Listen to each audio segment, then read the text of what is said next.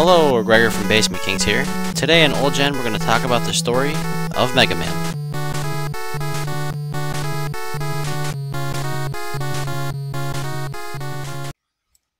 In 1986, the game company Capcom was interested in bringing a platform shooter to home consoles.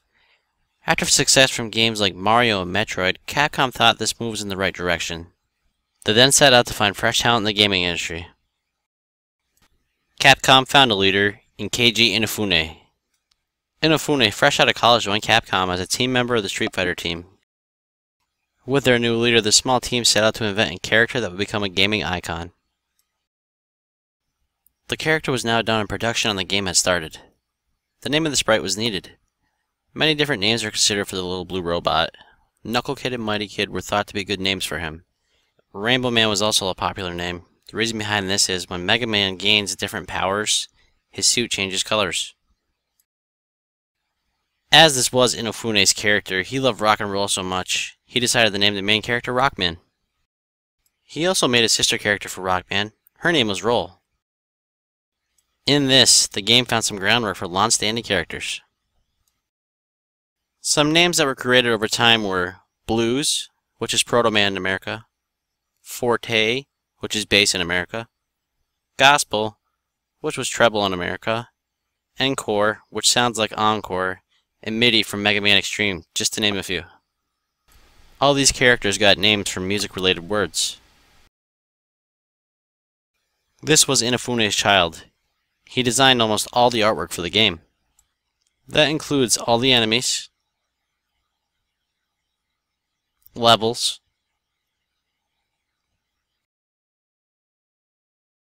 and the logo, plus the box art.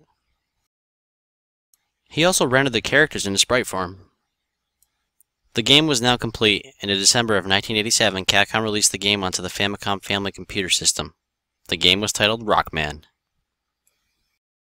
When the game came overseas to Capcom's Consumer Products Division and former Vice President Joseph Morisi, the name was changed. Joseph Morisi says, and I quote, "He just didn't like it. The title was horrible." End quote. The Nintendo Entertainment System saw its own release of the game outside of Japan. Mega Man was born. The story of Mega Man really starts with two scientists. The lead scientist, Dr. Light, or Dr. Wright in Japan, and his assistant, Dr. Wily. The two scientists created 9 robots if you include the Mega Man Powered Up game. It's actually 11 if you include Proto Man and Roll. On the original release of Mega Man, there were only 7 different robots. I'm going to go by the old game for the rest of this old gen. The robots that the scientists created were made to help mankind with industrial jobs around the world. Robots like Gutsman were there to do construction, and Cutsman were there to cut things that needed to be cut. The robots were Cutman, Gutsman, Elecman, Iceman, Fireman, Bomb Man, and Mega Man. All was good until Dr. Wily's intentions came to surface. Dr. Wily had went behind Dr. Light's back and reprogrammed the robots to help him take over the world. One by one, they started terrorizing everyone. Dr. Light, seeing all of his creations do so much harm and with no other real options, chooses his last faithful robot, Rock, to take on the others and protect mankind.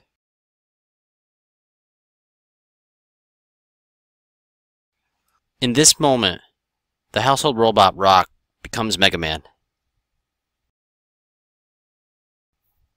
With his new Mega Buster, Mega Man sets out to win back society and save everyone. He must fight his co-creations. Right off the bat, the game boots up. You notice this is going to be a different experience than a normal game on the Nintendo Entertainment System. There are 6 stages to choose from on the main menu, and this is one of the first games to actually let you have that option. This gave players the power to choose their own path through the game. A lot of players figured out the best way and the easiest way to make it through the game. It was a fun part of the game. The levels themselves consisted of many different robot enemies and obstacles.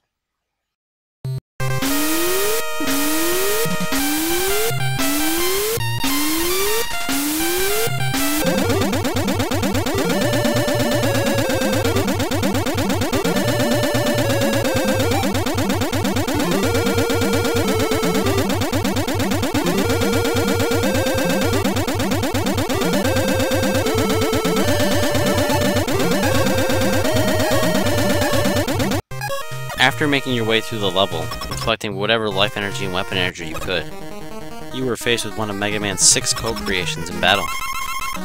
After you defeat a boss, you can gain one of their powers or abilities. This is a game mechanic that the creators wanted because of the game Rock, Paper, Scissors. In regards to the powers, you gain a power that can be used to defeat another boss power. Although in Mega Man 1, the Mega Buster is pretty powerful too.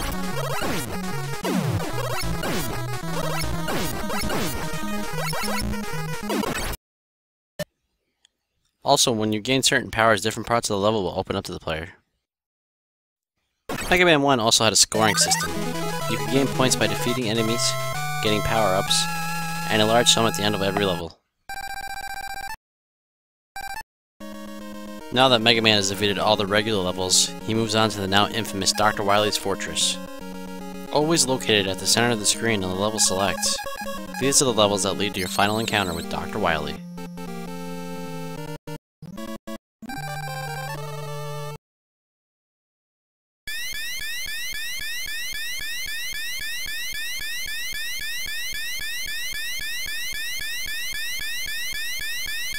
The fortress itself consists of 4 levels linked together.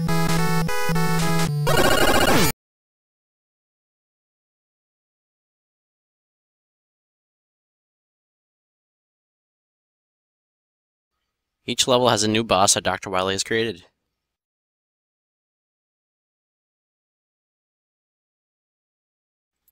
After you defeat the regular levels in the fortress, you are brought to the stage where all the co-creations that Mega Man defeated are back.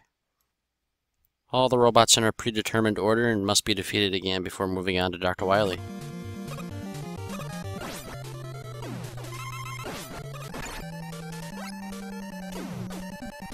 As Dr. Wily is defeated, you enter the epilogue.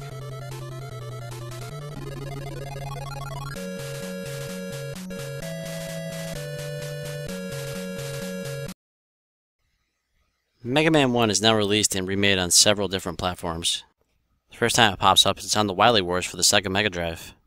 This is included with Mega Man 1, 2, and 3, and the art is enhanced on the game.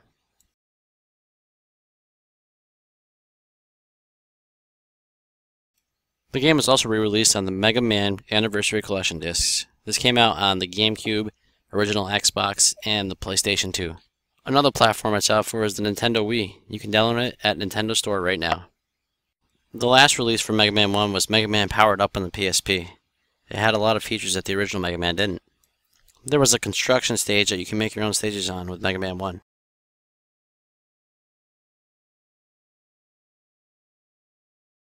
Also in this game, once you defeated an enemy, you could actually play as them. And don't forget, there were 2 extra characters in this game. There were 2 different kinds of modes for the game also. You could play the new Mega Man mode, which played different than the original Mega Man, or you could play with some of the new graphics in the original Mega Man mode. Thanks for watching!